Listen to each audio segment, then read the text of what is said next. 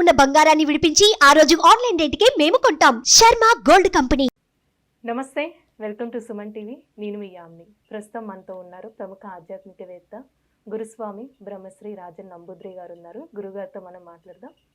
నమస్కారం గురుగారు. నమస్కారం. గురుగారు, ఇప్పుడు మహాశివరాత్రి వస్తుంది కాబట్టి ఇప్పుడు తెలుగు పద్ధతిలో ఏ విధంగా చేస్తారో మాకు తెలుసండి. ఇప్పుడు కేరళ పద్ధతిలో అసలు శివరాత్రి రోజు ఏం చేస్తారండి? అసలు చాలా చక్కని ప్రశ్న వేశారు మా యామిని గారు. ముందుగా శ్రీ మహాగణపతి దేవతభ్యో నమః, కొల్లూరు మొగాంబికై నమః. వాస్తవానికి శివరాత్రి అన్నటప్పటికీ ఇక్కడ మనకి కనబడేది ఏంటంటే కళ్యాణ మహోత్సవం వాళ్ళకి. ఎందుకంటే ప్రతి రాత్రి 364 రోజుల పాటు కూడా మనం నిద్రపోతూ ఉంటాం ఏమ్మా. ఆ 364 రోజుల పాటు కూడా పరమశివుడును ఉమామహేశ్వరులు మనం కాపాడుతారనేసి ఇతిహాస పురాణాలు మనకి చెప్తా ఉంటాయి. సో ఒక్కరోజు శివరాత్రి రోజు జాగారం చేయటం, ఉపవాసం ఉండటం, చాలా అద్భుతమైనటువంటి ఒక ఫలితం రావటం అనేది జరుగుతుంది. ఇక్కడ కేరళ సాంప్రదాయంలో కొన్ని విశేషమైనటువంటి ఆలయాలు ఉన్నాయి. Ettumanoor Shivan temple, Vadakkunnathan Shiva temple, Mammiyoor Shiva temple, అలాంటివి ఎన్నో చెప్పుకొని పోతే మనకు ఆ కేరళలో ఎన్నో టెంపుల్స్ మనకి కనపడుతూ ఉంటాయి. ఈ టెంపుల్స్ ఏంటి అంటే ప్రాచీనమైనటువంటి టెంపుల్స్.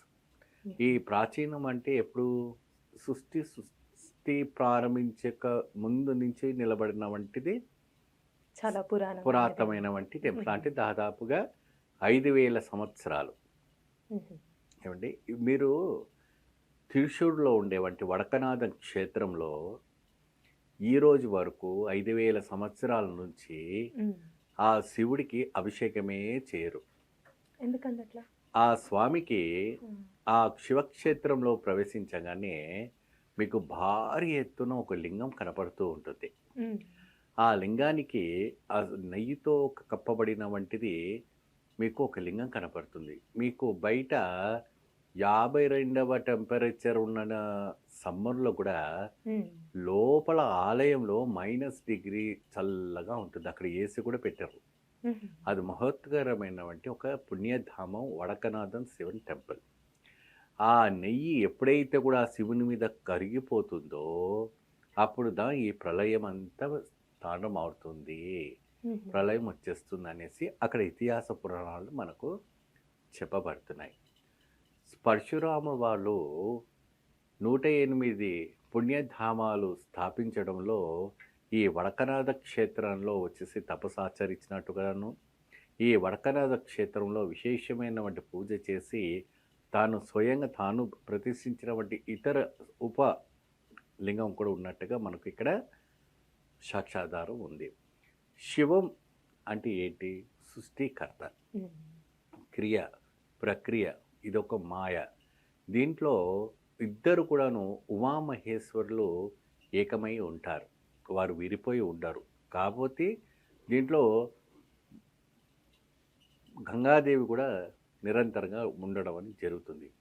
అందుకే శివరాత్రి రోజున కేరళలో చాలా విశేషంగా దీపోత్సవాలు చేస్తారు. దీపోత్సవం ఎప్పుడైనా మొత్తం టెంపుల్కి అంతా కూడాను కొన్ని లక్ష దీపాలని కూడాను వెలిగించి ఒక 11, 21 ఏనుగులతో అంబాడి ఇచ్చి ரொம்ப విశేషమైన తెల్లారి దాకా కూడాను ఈ యొక్క తిరుమల కొండాడతారు. ఆ విశేషం నాడు వడకనాథం, లేదంటే మనకి ఎట్టమానూర్ శివన్ టెంపుల్, మనకి మమ్మయూర్ ఒక శివన్ టెంపుల్ అని కొన్ని పవర్ఫుల్ టెంపుల్స్ చాలా ఉన్నాయి అక్కడ. ఆ క్షేత్రాల్లో వెళ్ళినప్పుడు అంతా కూడా ఈ శివక్షేత్రానికి వెళ్ళి దర్శించుకుంటే చాలా అద్భుతమైనటువంటి ఫలితాలు రావటం అనేది మనకు కనపడతా ఉంటాయి. ఇప్పుడు గురుగారు ఆ ఆలయంలో ప్రవేశించాలంటే ఎలాంటి వస్త్రాలు అనేది ధరిస్తారు? అంటే ఒక్కొక్క టెంపుల్కి ఉంటుంది కదండి, అలానే ఎలాంటి నైవేద్యం అంటూ పెడతారండి అక్కడ? చాలా చక్కని ప్రశ్న వేశారు. ఆలయంలో ప్రవేశించేటప్పుడు మన ఇక్కడ ఉభయ రాష్ట్రాలు ఏంటంటే సాధారణంగా చొక్కా ప్యాంటు వేసుకొని వెళ్తుంటారు. కానీ ఆలయానికి వెళ్ళినప్పుడు పంచ కట్టుకోవాలి, పైన షర్ట్ ఇప్పేయాలి, పైన వస్త్రము ఉత్తరాయణం వేసుకొని ఆలయానికి వెళ్ళాలి. ఇక్కడ కేరళలో కూడా అదే సాంప్రదాయం నడుస్తూ ఉంది. స్త్రీలు మాత్రం వైట్ రంగ్ డ్రెస్, వైట్ రంగ్ శారీ, ఆఫ్ శారీస్, వైట్ రంగ్ కలర్స్ అన్నీ వేసుకొని వెళ్ళాలి. అంటే ఏ రంగు అయినా కూడా సాంప్రదాయం వంటి దుస్తులు ధరించుకొని వెళ్ళాలి. శివుడికి ఇష్టమైన వంటి పదార్థం ఏంటయ్యా అప్పుడినే మీకు ఇక్కడ చూస్తుంటే ఖజూర పండు. ఆ ఖజూర పండుని శివరాత్రి రోజునదా స్వామికి విశేషంగా నివేదన పెట్టి స్వామి వారి ఉపవాసను వదిలిపెట్టడానికి అది చాలా అద్భుతమైనటువంటి ఒక గడియ కలుగుతుంది.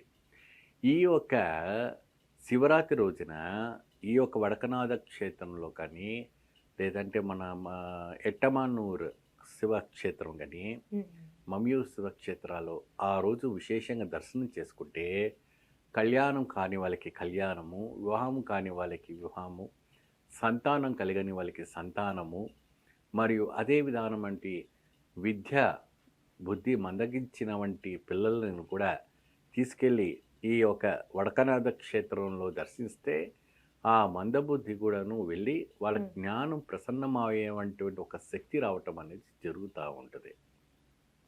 సో ఆ ఒక్క ఖజూర పండుని ఆ ఒక్క శివుడికి నివేదన పెట్టిన అప్పుడే ఆ ప్రసాదాన్ని ఆ ఒక పిల్లలకి తినిపించి లేదా కుటుంబ సభ్యులందరూ కూడా తిని ఉపవాసం వదిలిపెట్టి అక్కడ చాలా విశేషంగా కేరళలో చాలా అద్భుతంగా ఉంటుంది. అందరూ కూడా వీక్షబంధువులందరూ కూడా మీరు ఎప్పుడైనా కూడా మీ తీరుకు తీసుకొని ఈ పుణ్యక్షేత్రాలు వడకనాథ అది దాదాపు ఒక 27 ఏకర్స్లో ఉంటుంది టెంపుల్. అంటే దాదాపు 30 ఎకరాల్లో ఉంటుంది. ఆ రోజుల్లో రాజులు కట్టినటువంటి భూములు కాబట్టి ఆ గుడి నిర్మాణము చాలా పెద్ద ప్రకారం ఉంటుంది. దాంట్లో గణపతి, పరశురాముడు, రాముడు, మరి శివుడు, పార్వతి, మరి నవగ్రహ దేవతలు, మరి వనదుర్గ వనదేవతలు, మరియు అదే విధానంగా వనసర్పము కూడాను అక్కడ మనకి కనపడుతూ ఉంటుంది. ఈ వనసర్పాలు ఏంటంటే ఒక వటవృక్షము దగ్గర, వటవృక్షం అంటే ఏంటంటే మన మర్రి చెట్టు, మర్రి చెట్టు దగ్గర దానికి గుడి గోపురము కాంపౌండ్ వాళ్ళు అలాంటివి ఏముండవు. ఆ నాగుపాముకి పసుపుతోని మాత్రం అలంకరణ చేసి విశేషంగా అక్కడ పూజలు చేస్తూ ఉంటారు. సో అక్కడికి వెళ్ళిన వాళ్ళు కూడా సర్పదోషాలని పోయి విశేషమైనటువంటి ఆశీర్వచనం పొందుకోవడం జరుగుతాయి. చాలా చక్కగా తెలియజేశారండి. ధన్యవాదాలు.